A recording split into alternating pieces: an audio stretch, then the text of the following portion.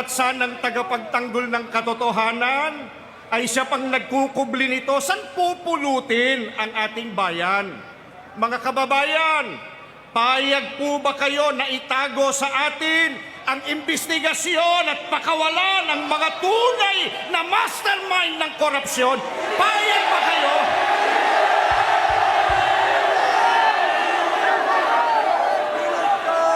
Kaya malinaw po ang ating panawagan. Malinaw po ang ating panawagan.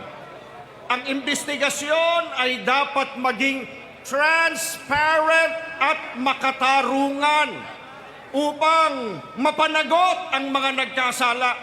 Sapagkat kung meron pong pagtatakip, kung meron pong manipulasyon, kung ang batas po ay babaluktutin upang maprotektahan ang mga makapangyarihan, hindi kailanman maghahari ang katarungan at mananatili po na biktima ang sambayanan. Papayag ba kayo?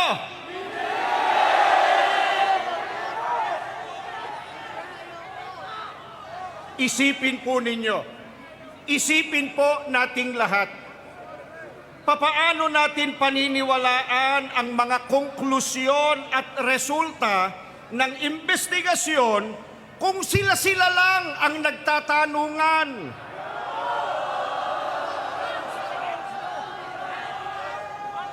Interesado po ang marami. Sino-sino yung pinatawag? Sino-sino yung itinuro nilang sangkot o may pakana sa nakawan sa pondo ng bayan? Ano-ano yung mga ebidensyang ipinakita? Papaano po ito ipinroseso? Ano yung mga hakbang na ginawa ng komisyon?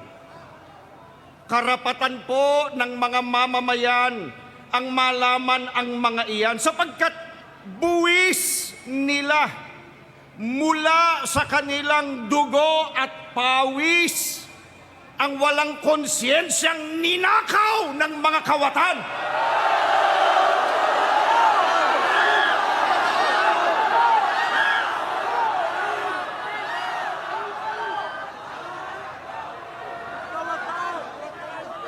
Napanood po natin kanina yung video nung mga ilang buwan ng binabaha. Napansin po ninyo yung sinabi nung isa sa mga biktima? Panawagan niya doon sa mga kawatan. Ang sabi niya, makonsyensya kayo.